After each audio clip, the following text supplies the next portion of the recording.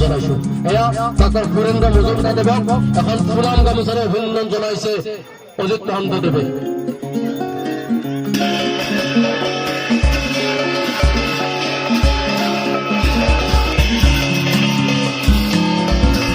আমি কৰিবলৈ ওলাইছো তেখেতক এখন ফুলাম গামোচা দেবলৈ মই মনোজ ডেকা কাৰ্যকৰী সমিতিৰ সদস্য মনোজ ডেকাক আহ্বান জনাইছো।